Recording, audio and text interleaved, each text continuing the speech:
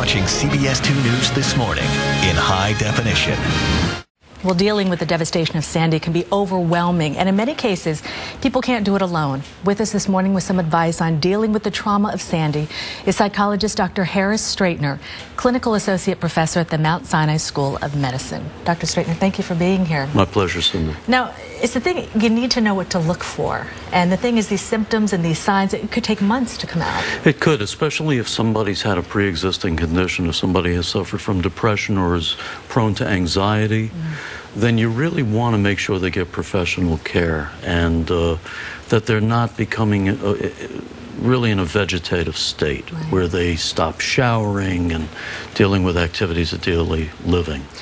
Well, sometimes it's the children. There's so many children who've been affected by this storm, and they're tough to see the signs. So let's go through some of the signs and to look for that there may be an issue. The first one being changes in normal patterns. Right. So if your child is very gregarious and outgoing, and suddenly you see they're very clingy, or they want to sleep with their parents, or they're having changes in eating and things of that nature, you want to be cautious about that and even consult with a mental health professional. Even when they want to spend time alone. And very much so. It can go the other way, where they either change from wanting to spend time alone to wanting to be with people, or wanting to be with people and suddenly wanting to be alone. And then school being an issue, because some kids aren't even back in school yet, and then just what their attitude is going to be about going back. And kids very often, Sunday night syndrome when you have to go back to school, it's intensified. Can you imagine being out for weeks when you weren't expecting to? So they can go through separation anxiety, and it's all age dependent.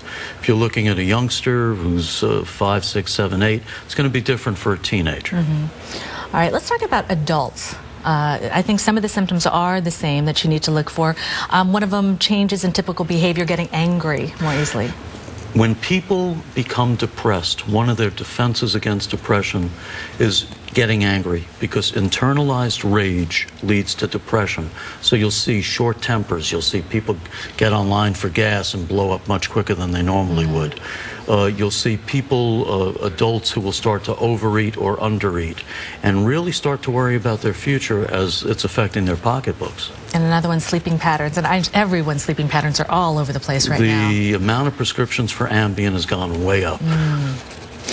Now, what are some of the things that you should do? You notice these changes. How do you take action? Talking. Talking is the whole secret, and it doesn't have to be with a professional. It can just be between a husband and a wife, having a cup of coffee, talking to your husband, talking to your wife, saying, I'm here for you, knowing that we're in this together.